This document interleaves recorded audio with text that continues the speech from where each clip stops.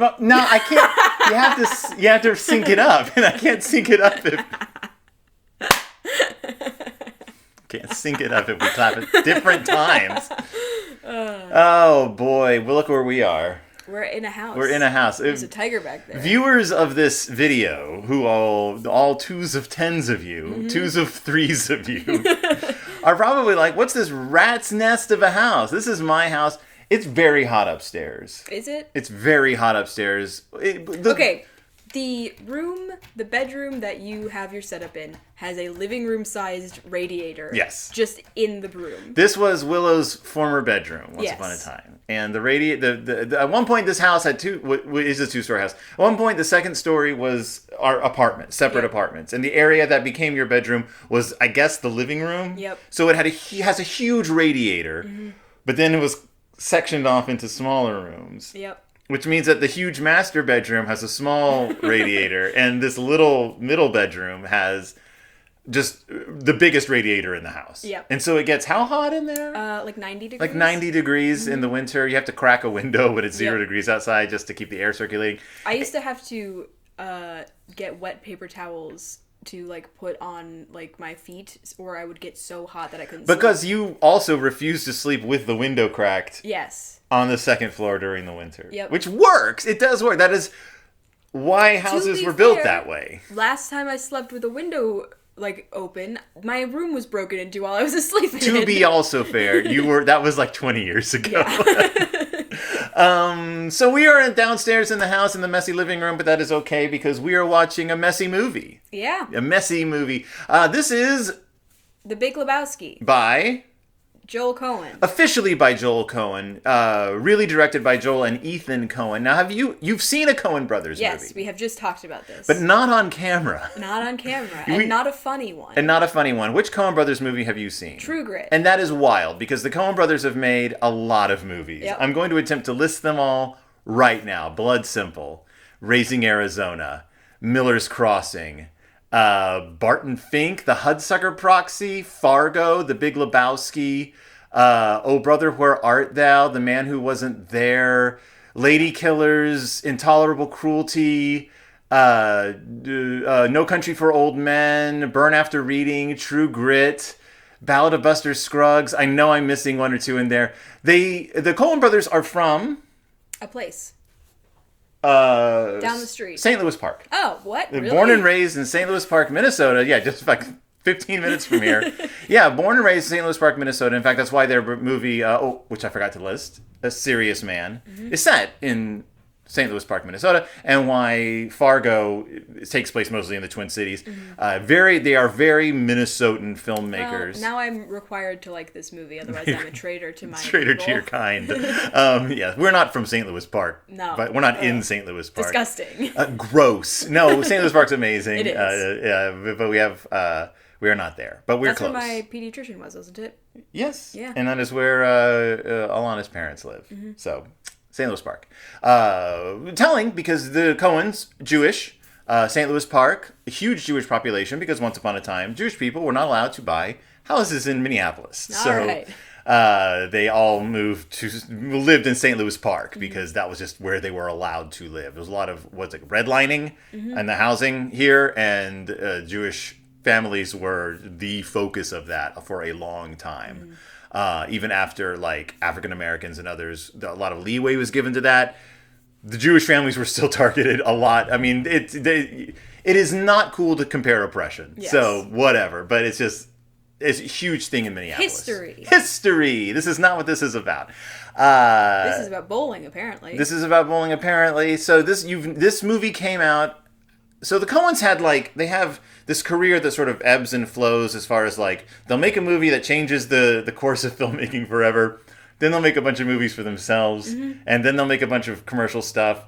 And then they'll make another movie that changes the course of filmmaking forever. You had like Blood Simple, which was like, hey, these two young hotshots came out of nowhere and reinvented modern noir. You had Raising Arizona, which was like, hey, these two young hotshots came out of nowhere and followed up their modern noir with a modern wacky action comedy that like changed the way people thought of comedies. You have Fargo, which just won tons of awards. Big Lebowski comes out after Fargo. No one likes it. Total bomb. But like within years, it is considered the Coen Brothers like they're one of their masterpieces because people were expecting another Fargo, which is a more serious dramatic crime film. Then Big Lebowski comes out. Those of us who knew the Coen stuff pretty well were like, well, that makes sense. They sort of go back and forth. You follow up Barton Fink with the Hudsucker Proxy or whatever. It's like you have this like searing, violent drama, and then this like just almost family friendly screwball comedy. And you have range. You have Oh Brother, Where Art Thou? You followed up with The Man Who Wasn't There. We followed up with a black and white like crime film. You have Ballad of Buster Scruggs, but also True Grit. Just these amazing brothers. So the reason I said it's not actually Joel Coen who's the director is because per the rules at the time of the Directors Guild, only one director could be listed. Okay. So they actually they edited all their movies together under a different name, but they don't work together anymore. Ballad of Buster Scruggs was their last film. They decided to go their separate ways just because they had personal projects they wanted to work on and have wanted to work on for years. So they did. So Joel, God, which one? Joel or Ethan? I can never remember. The Tragedy of Macbeth, which came out a couple of years ago, I believe that was Joel Coen. Joel Coen? Which one was the Tragedy of Macbeth?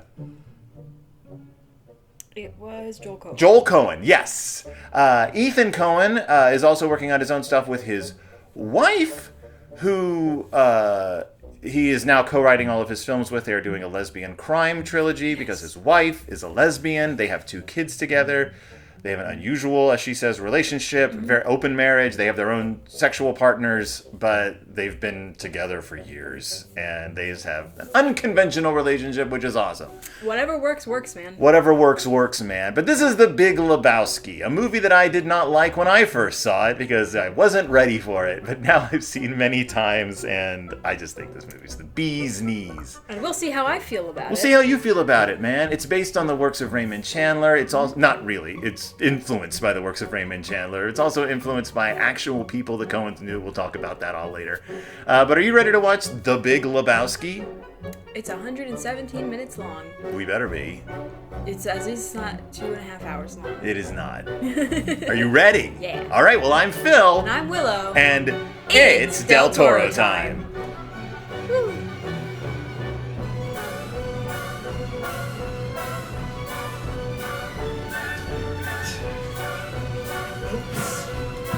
Did my seat get taken by a kitty kid? A catty cat?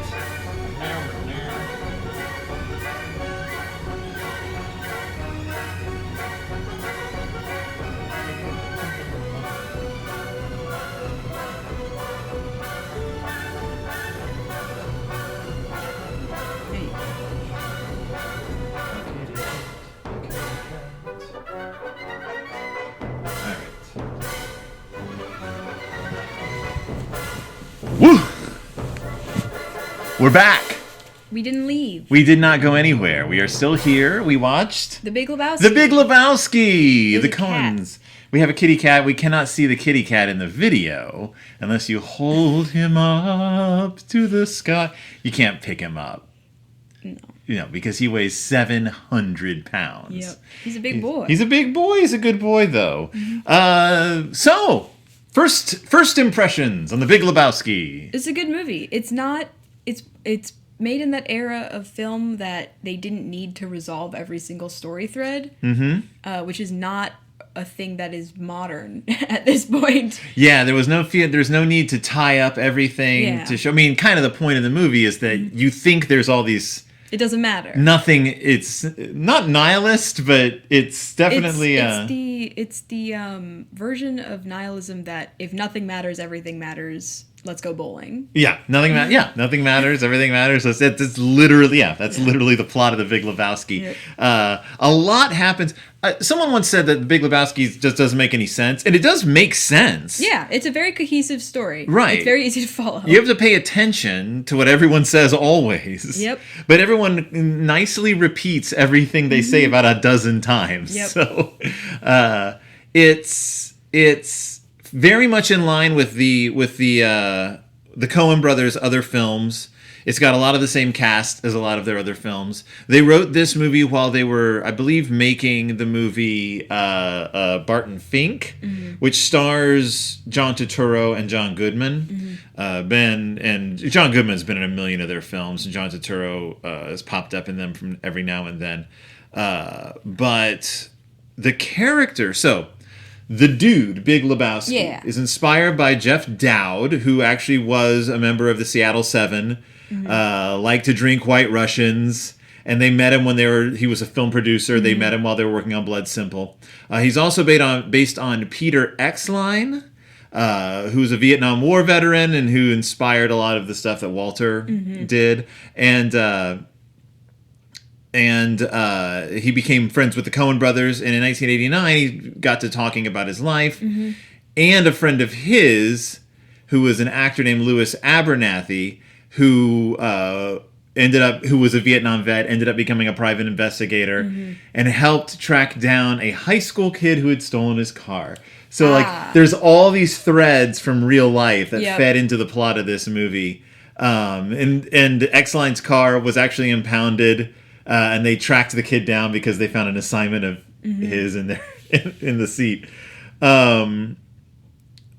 So they apparently the Coens were going to make the bowling a softball league, but they changed it because bowling is better. Bowling's better. Like they said cinematically. Yeah, and they said that in bowling you can sit around and drink and smoke while engaging in inane conversations. I'm like, yeah, that's very true. And Jeff Bridges was not the first person in mind to play Lebowski. There are a lot of other people up for it.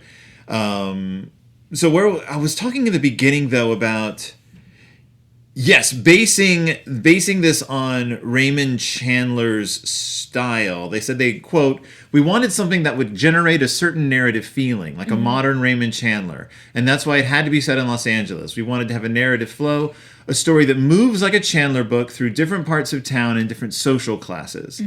And the use of a voiceover, except they switched it from being the main character to this sort of like... omnipresent. Yeah, this omniscient character. It was God. Right. Yeah. have God talk to you at the end, and that the style, the design of the movie was meant to sort of be anachronistic. Like it's set when it's set, but it also feels like it could be in the 50s and the 60s, sort of covering this sort of pan era of Americana. Yeah. But a very, very American film.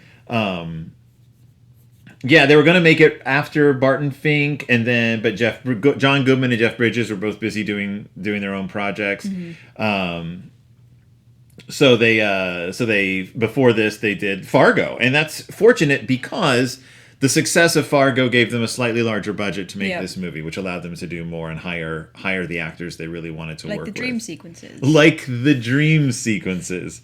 So yeah, this whole movie was made with a budget of $15 million, which Only is $15 million? absolutely nothing in this day and age. Pulled in $47.4 million. Okay, that's a success. People didn't really understand it when it came out. I mean, it did well, and critics liked it.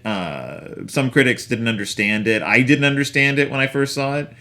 But it did. I mean, like I said, the Coens never spent a whole lot of money on their movies. So they were able to follow this up with Oh Brother, Where Art Thou, which was another genre-defying film that changed the world. And then, of course, No Country for Old Men, which was nominated for every Oscar. And then True Grit. And then, Inside Llewyn Davis. They may have hit a roadblock or two in their careers, but nothing's ever stopped them from creating. So, The Big Lebowski. Yes. Let's talk about The Big Lebowski. What is this movie about? About a guy. It's about a poor guy, a lower class guy who shares a name with a millionaire or a supposed millionaire. And they're both named Jeff Lebowski. Yep. And he gets mistaken for said millionaire, and people go after him for money. And it just kind of all spirals from there. It's not something you can really summarize. You just kind of have to go step by step. Well, what's the inciting incident? The inciting incident, two guys come and try and ask where money is, and one of them pees on his rug, and he loses his rug, and it tied the room together. Yep, one of the thugs pees on his rug. And so yeah, that's the inciting incident, and the action he takes is that he goes to the other Lebowski, the big Lebowski, Yeah. The rich one, in an effort to get his money back or get his rug back. He doesn't even want the money; he wants a new rug. Yep. Which he gets. He does, but not because he was supposed to. No, he gets yelled at by the big Lebowski, and then he leaves and tells the steward guy, "Yeah, he said I could take a rug," and then he takes a rug. He takes a rug, which should have been the end of it. Yeah, like it wasn't an important thing, except he happened to take a rug that was given to the Big Lebowski's daughter's mom. Right. By somebody. By her. By her, yes. Maud picked out this rug for her mother, who is now deceased. And so it has deep personal sentimental value. And the fact that the Big Lebowski is married to a teenager? She's like early 20s, probably my age. Younger than that, because her parents are looking for her. And I thought she went missing. Mm-hmm. I thought she left 5 years ago. 5 years ago? Was it 5 years ago? Yeah, because...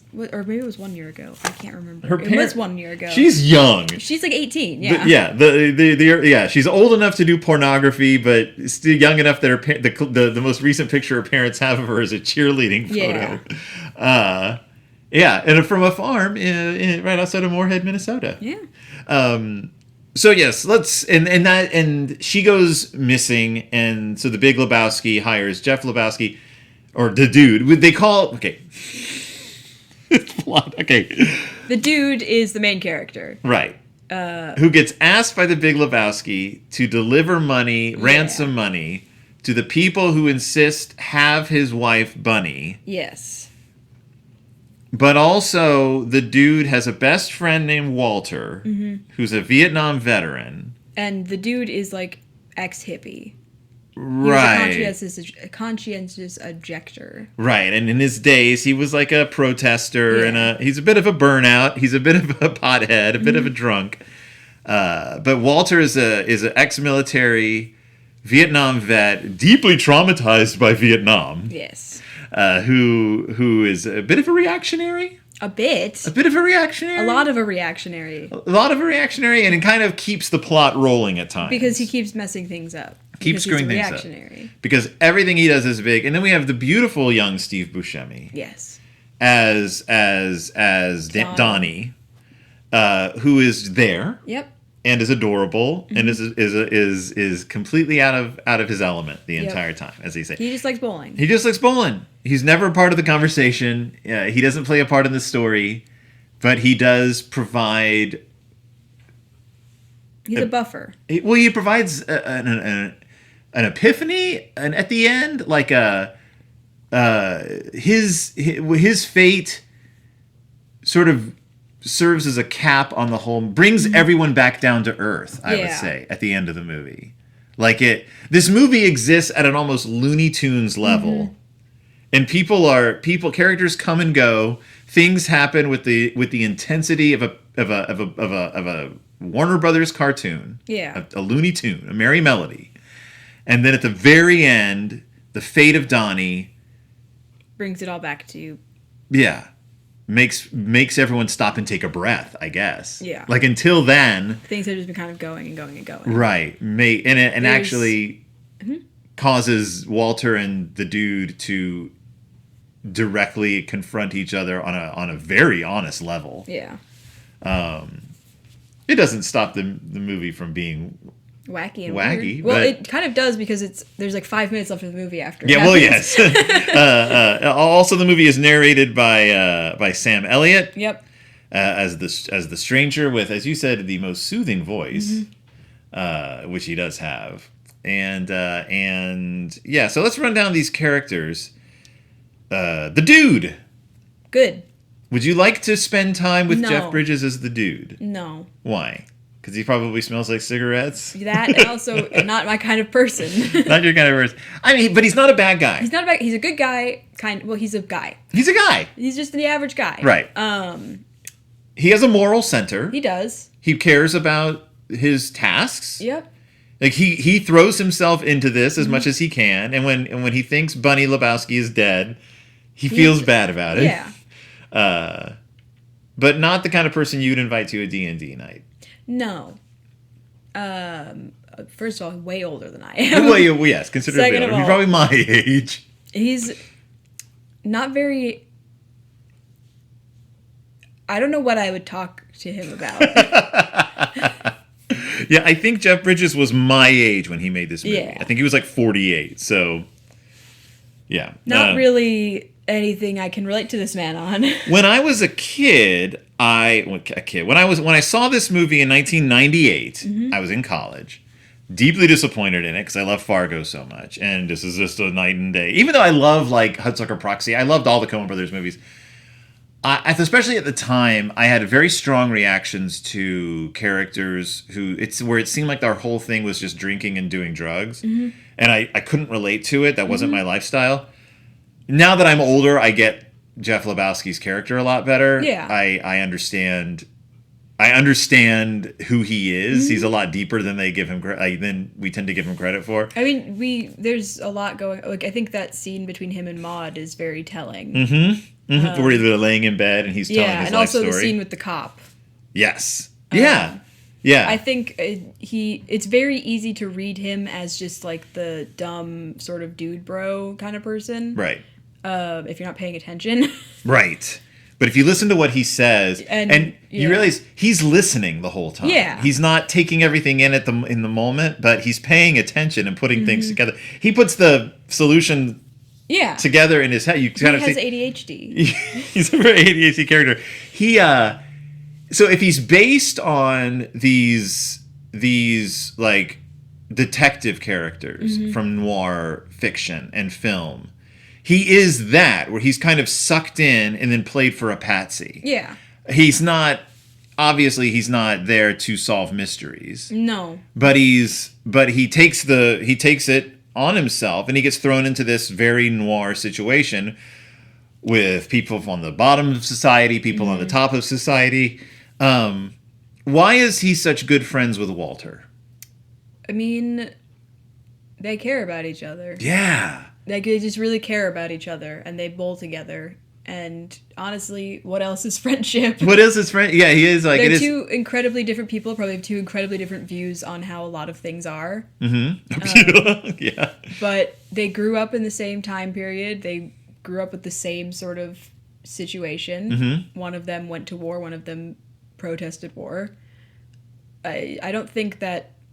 It's always... the pro-war and anti-war people are always pitted against each other in movies. I think that, especially with the Vietnam War, right, there's a lot more nuance to the situation. I mean, yeah, and they're both people who seem deeply traumatized by their experiences during that time period, one way or another. Like, Walter was directly impacted by the war by being in it. It's a gag line every time he says, "I didn't watch my friends die face down in the mud." But then you're like, wait, he did watch his friends die face down in the mud. Like, he's horrifically affected by this, and so is the dude. Like, except he was protesting, he was occupying buildings, he was partaking in that side of society. It says that hold on, I'm gonna find. Nope, it was.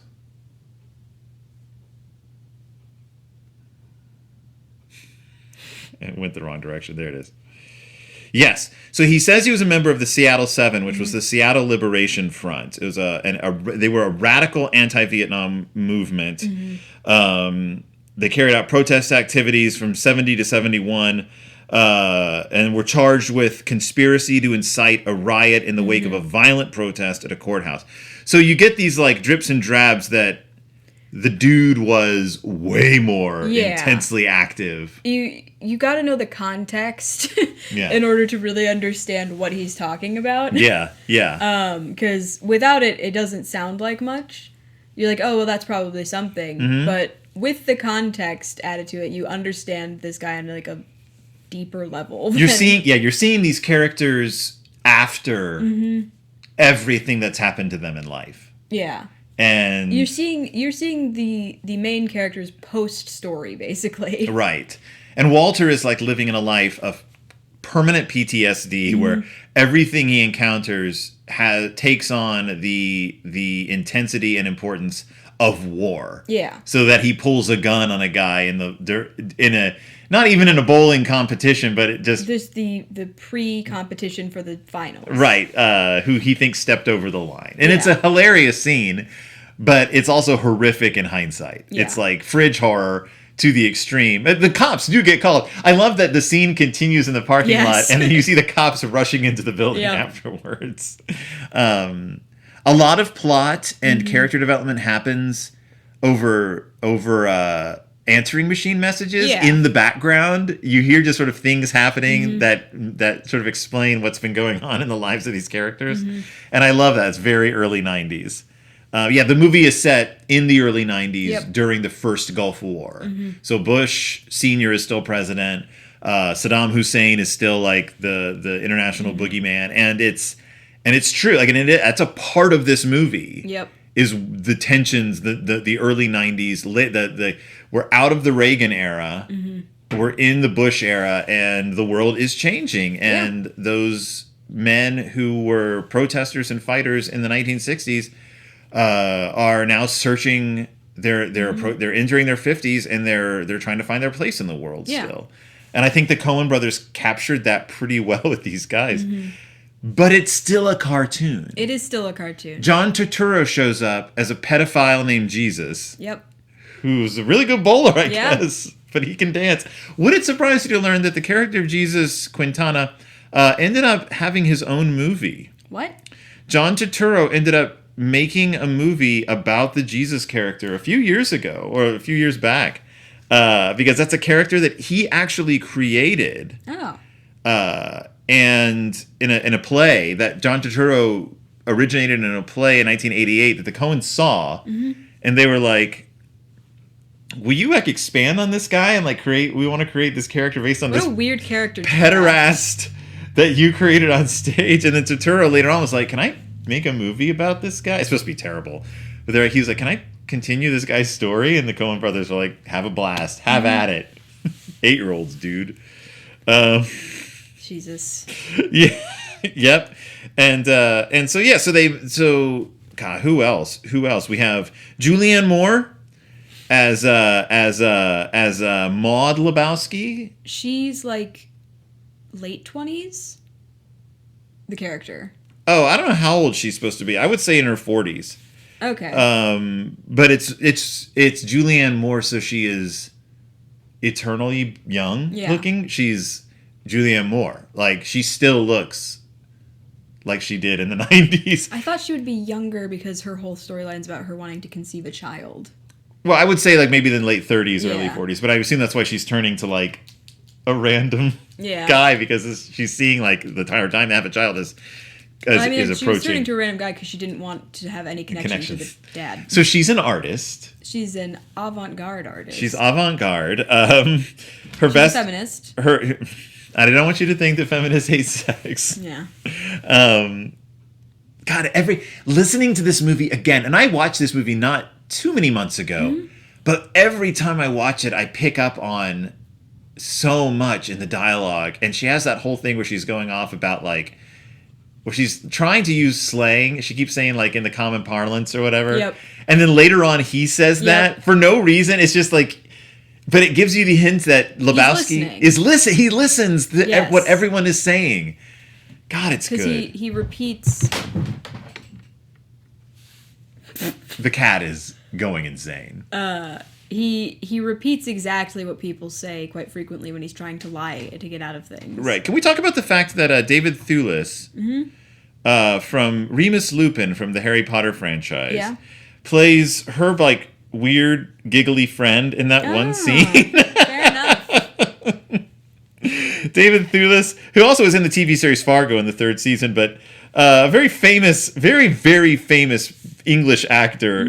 He shows up in one scene as the strangest giggly character. Yeah, he's a delight. Tara Reid plays Bunny Lebowski. This is back when Tara Reid was still like at the top of her game. Philip Seymour Hoffman as Brandt.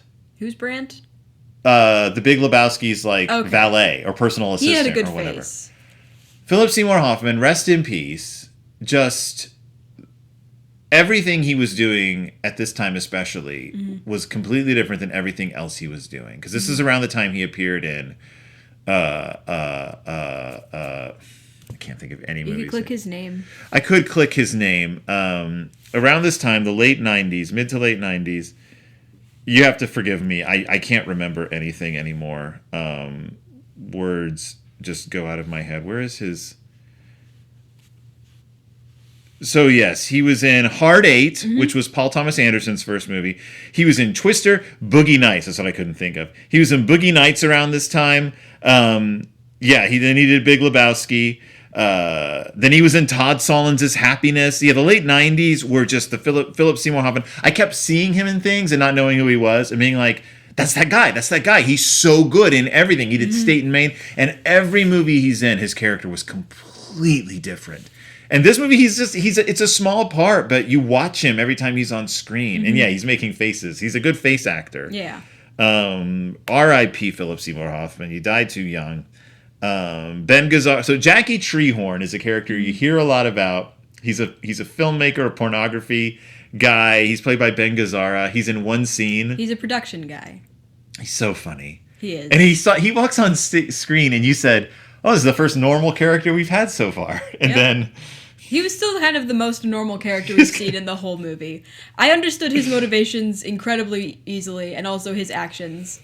He does draw a little penis man. I mean, who doesn't? He draws a little penis. Yeah. There's this great, the one detective moment when Jeff Lebowski is in his house and he scratches on a notepad to see what Ben Gazzara had written, and Jackie Treehorn had just drawn a guy with a penis. Yep.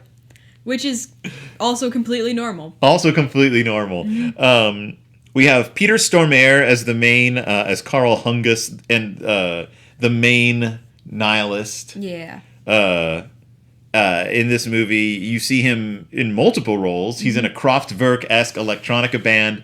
He's a pornographic actor. He's a nihilist who... What happens is Bunny Lebowski disappears. Yep. And the nihilists try to take credit for her kidnapping and get money for her. Yep. Before she returns, because apparently she just dipped out. She was going to go visit some friends. Jeff Lebowski, the dude is hired to deliver the ransom money to the nihilists who kidnapped her. Walter gets the idea to not give them the money, to give them a fake bag full of his dirty underwear so they can keep the money. But then, of course, the nihilists deliver to Big Lebowski a toe that looks like Bunny Lebowski's toe, saying, we want the money. Come to find out, she hasn't been kidnapped. No. So the original theories were she kidnapped herself. Yep. But then the toe shows up. So still could have kidnapped herself, used somebody else's toe. Or she could still be kidnapped. Then... something else was going... Oh, then my next theory was her husband kidnapped her, or they were in cahoots or something. Because we find out that the Big Lebowski isn't actually rich. He's just given an allowance by his daughter because her mom had all of the money. Right, and he runs the charities and stuff. Yeah. He embezzles the $1 million from the charity to pay the ransom. But he thinks his wife has actually been kidnapped, and he actually wants her dead because he's bored of her. Right. He wants to get rid of her. So he doesn't the bag that Jeff Lebowski and Walter switched for the bag full of underwear actually didn't have money in it. Yeah. Because the Big Lebowski kept that money to use for his own personal thing because he was getting an allowance. Yep. We don't find this out till the end. No. But that's kind of that doesn't matter. No. Because the whole time you don't know what's happening. You know that Bunny is alive at one point because you see her driving her car. And she has both of her toes. Right. The toe was real toe, however, which was cut off the girlfriend of one of the nihilists, who was played by Amy Mann, which is the strangest cameo. She's in one scene. She says one line where she orders lingonberry pancakes. Amy Mann, who was a member of the new wave band Till Tuesday, known for their song, Hush, Hush, Keep It Down Now, Voices Carry, a very famous song about domestic abuse. Great. Amy Mann, who ended up being a solo artist who did the soundtrack for Paul Thomas Anderson, again's film, Magnolia. her song "Save Me" was nominated for the Academy Award. Just a beautiful, beautiful song featured in the movie Magnolia. If you've never seen Magnolia, beautiful film, and Amy Mann's song "Save Me" featured prominently in a scene where the characters sing it. We love Amy Mann, by the way. Amazing. Just bizarre. Also has a one-line cameo in an episode of Buffy the Vampire Slayer where she's performing at the Bronze and and she says, "Man, oh man," or something like this. "Man, oh man, I sure do hate playing these vampire towns." Amy Mann Canonically knows about vampires in Buffy the Vampire Slayer. canonically knows about vampires. Asia Carrera, actual porn actress, appears in a scene as a porn actress. Let's see. I think that's all the main. There's the police chief.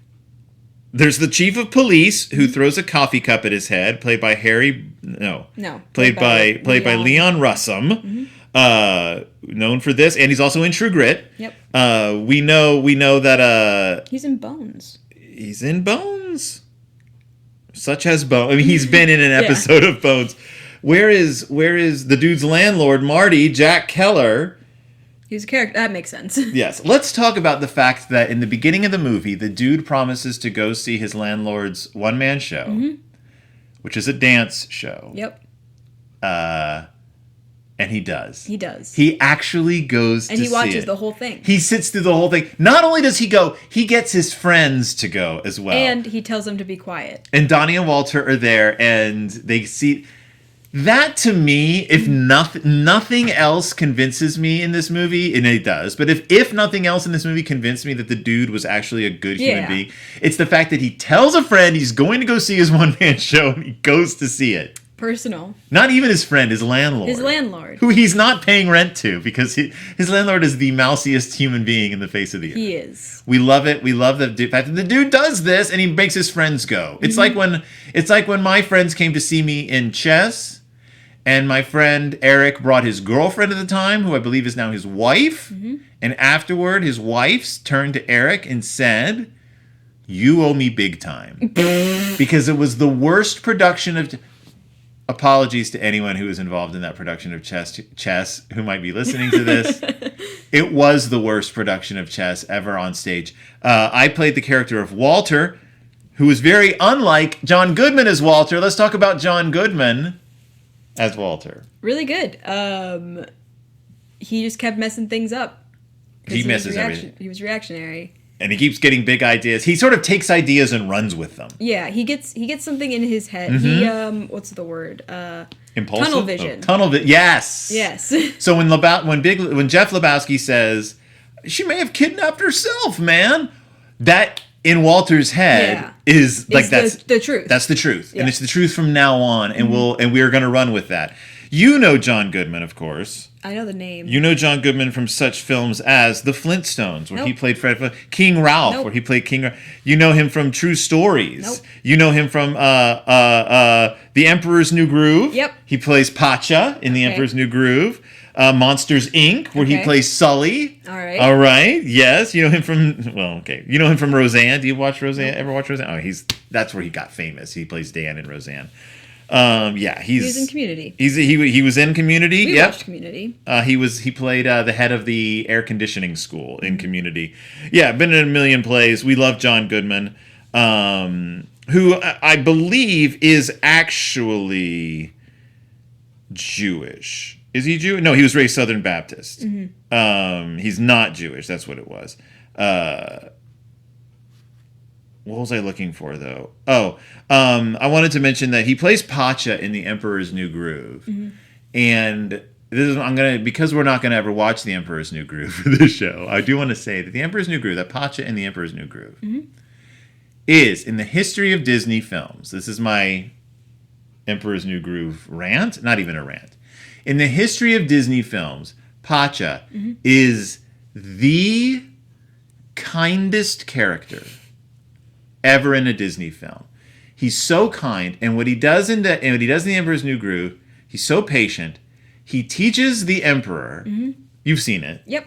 He teaches the Emperor to be a good person, not by lecturing, not by singing a song, not by berating him, by simply demonstrating how to be a good person to him by simply being a good person. And it works, and it's believable. I firmly believe that The Emperor's New Groove is one of the best Disney films ever made. Writing-wise, filmmaking-wise, script-wise, even though it should never have existed because it was simply them trying to scrape together a failed project called Empire of the Sun that had fallen apart at every conceivable level, but they had to throw a movie together at the last minute per their budget and contracts. And they ended up with a genius film about the kindest person in the world named Pacha. In any case, that's it. And only John Goodman can play the role because he is the kindest person in the world. That's my Emperor's New Groove rant. John Polito plays a one-scene character. He plays a private investigator who thinks that the dude is a private investigator, and he says, "I'm a Brother Seamus," and the dude says, "Brother Seamus, like an Irish monk?"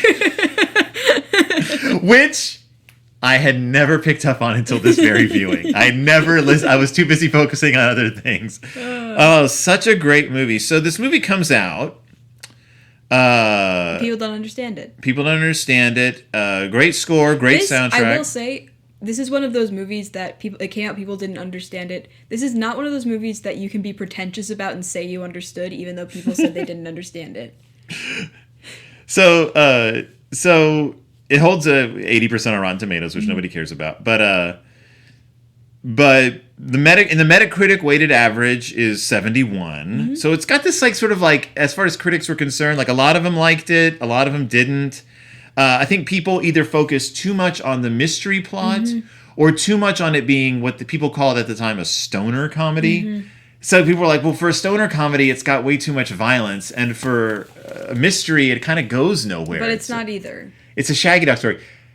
And I think that there was this pocket of audience who was like, no, I totally get this. Yeah. Again, I was not one of them.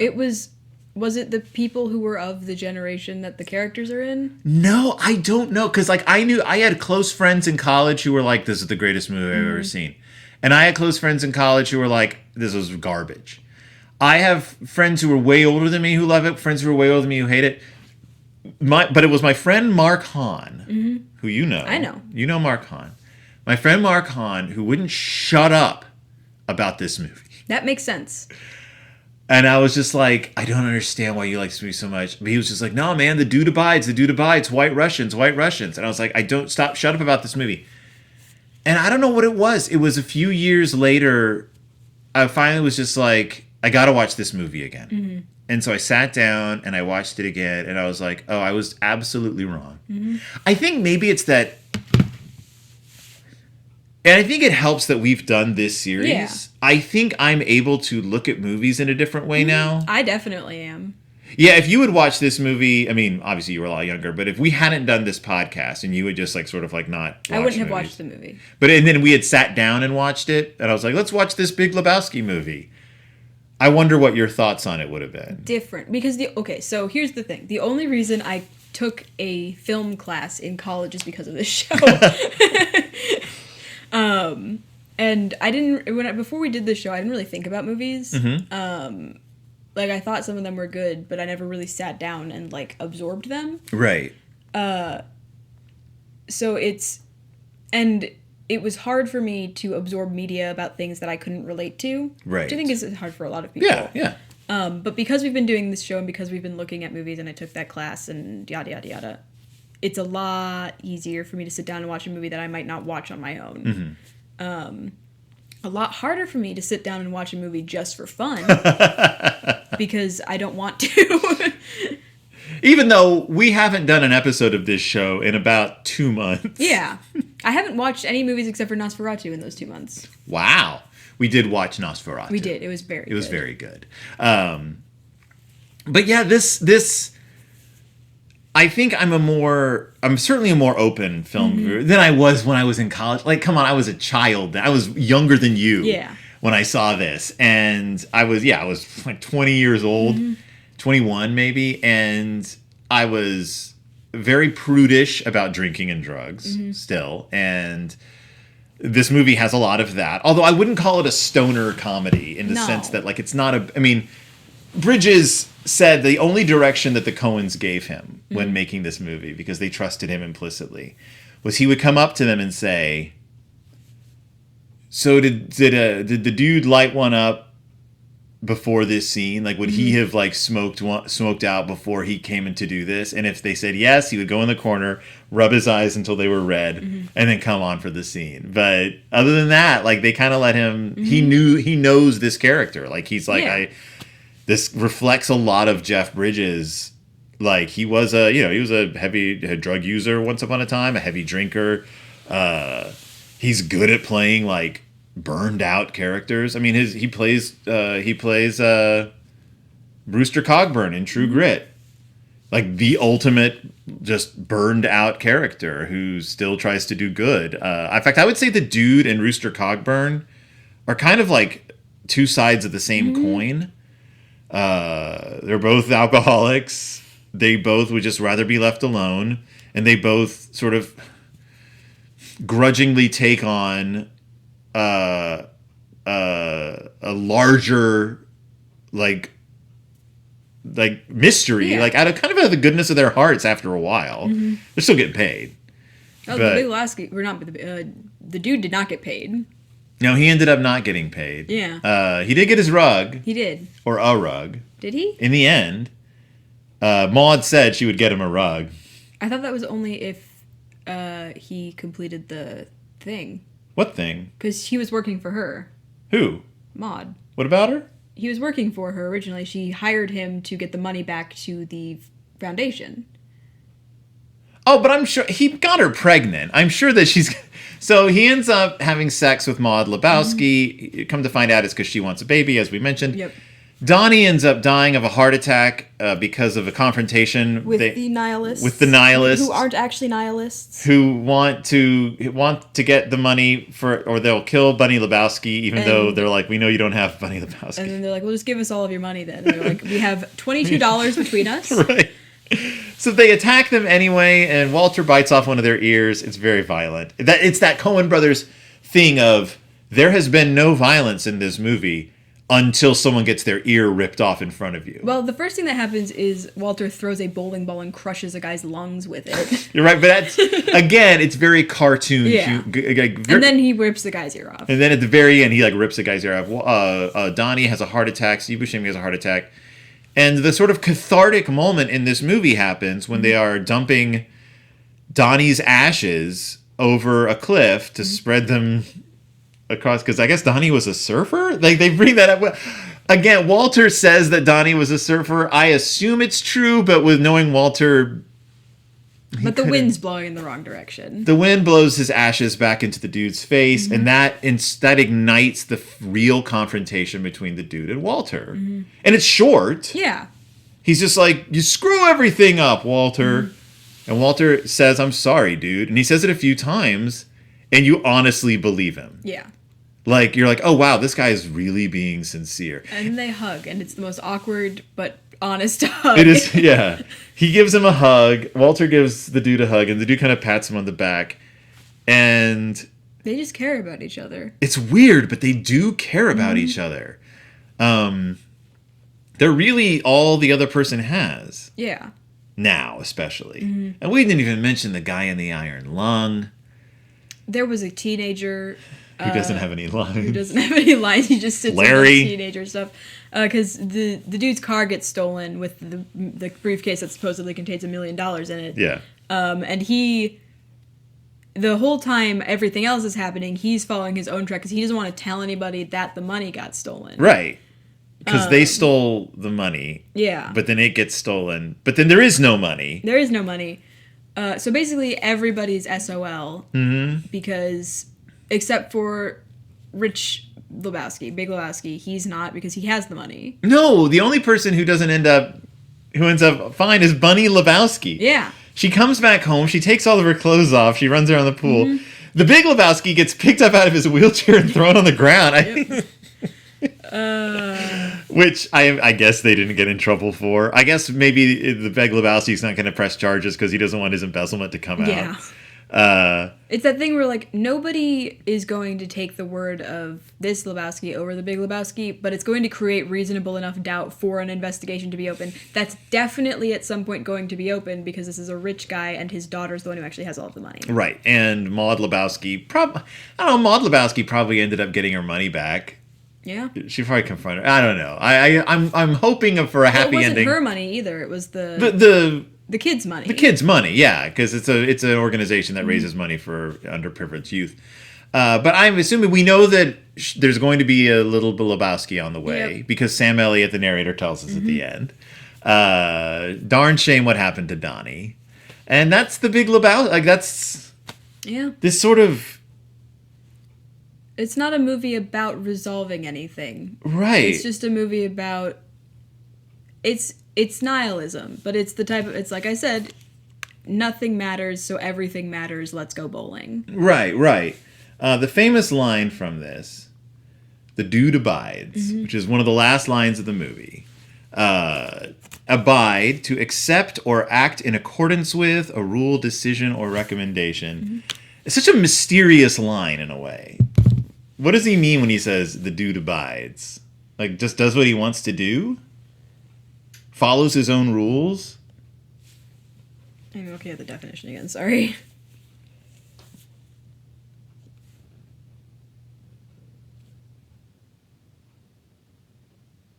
He accepts. That's what it means. It just, he accepts that this is what life is. Yeah, the dude abides, which kind of became a catchphrase for stoners, but... Continue without fading or being lost. To be able to tolerate. He's out there somewhere in the world right now. It's good that also, the archaic word is to live. To live. So, yeah, you can abide in a place. Like, this is where I abide. In your abode. Yep. It is nice to think that there are people like that out there, just not causing harm. Just existing. Just existing for their own existence. That's most people. Yeah. But you know who liked this movie a lot? Guillermo del Toro. I can imagine why. Why? This is a movie about people. And Guillermo del Toro likes his monsters, but ultimately all of his movies are very much about people. Yeah, yep. And sure, there's some wacky shenanigans, and so we know Guillermo del Toro is not opposed to wacky shenanigans. But it's just a very honest movie about two guys who really care about each other, and nothing matters except for that. It's also a great noir film. It is. Del Toro has mentions that he considers like a Big Lebowski. Just this and Blood Simple are two very noir influenced films, but in very different ways. Like this one is not all about the visual trappings of noir. Yeah. It just doesn't have like a lot of like darkness and slats, and it just has the characterization and the like. It turns a lot of tropes on its head, like the femme fatale figure. She gets turned on, like flipped on her head.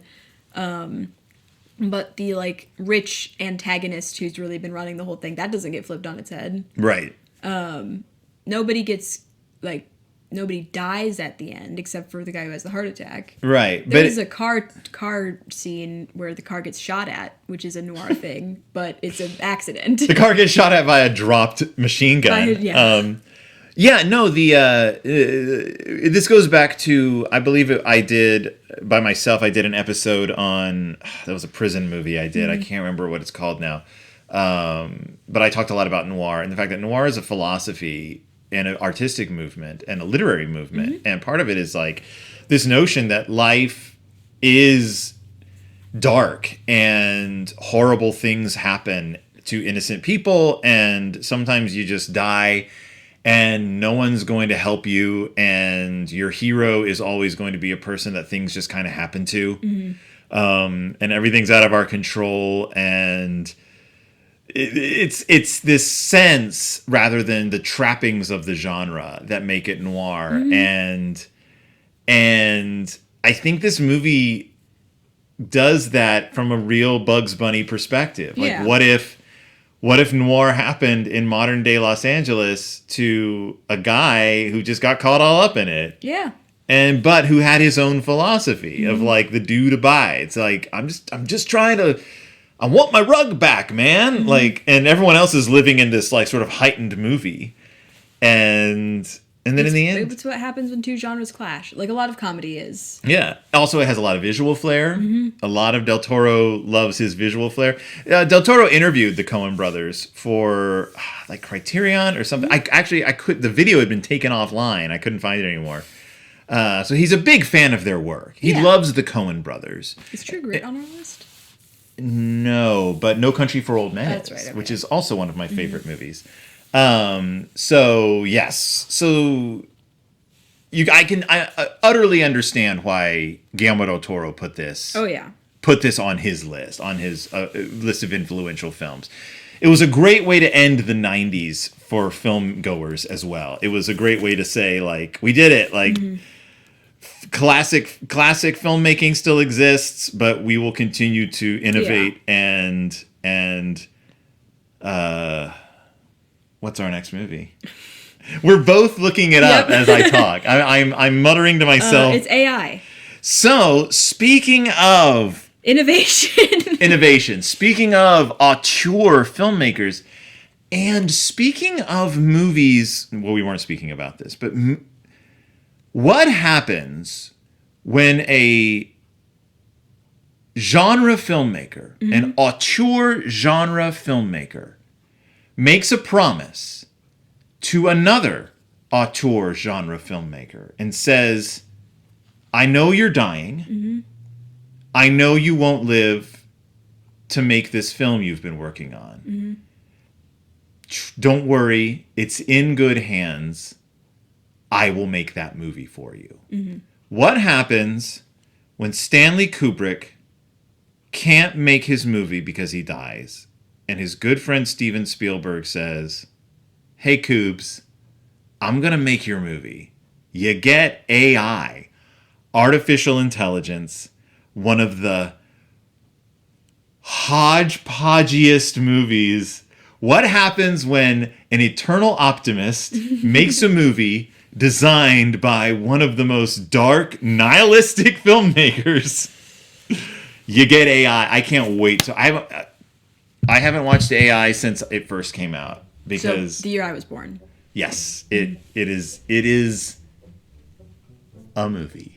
And I don't want to even poison the well, because I don't know what my thoughts are going to be on it now, because I am 25 years older, or 24 years older. 25 years older. I'm getting there. Than when it first came out. So, will you join me? You're not getting there, because I'm not even 24 yet. But it was 2001 when it came out. I was born in 2001.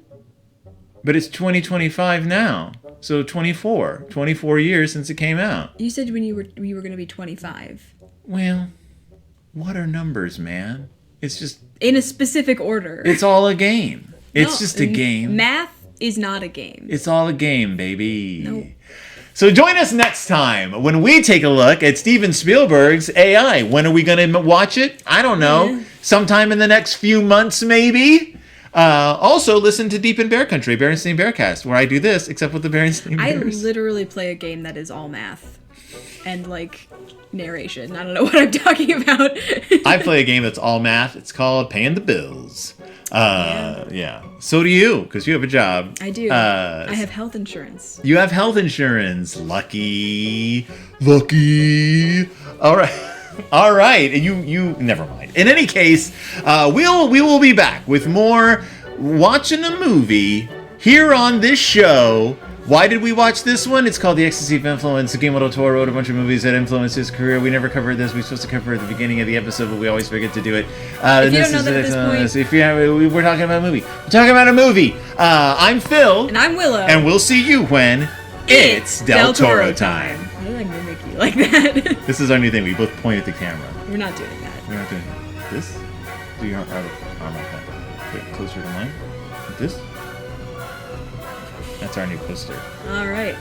We didn't even talk about the fascist call out when we were talking about Guillermo del Toro. It talks about fascists, man. It talks about Nazis, man. Yep. Good movie. Good movie. Goodbye. Goodbye.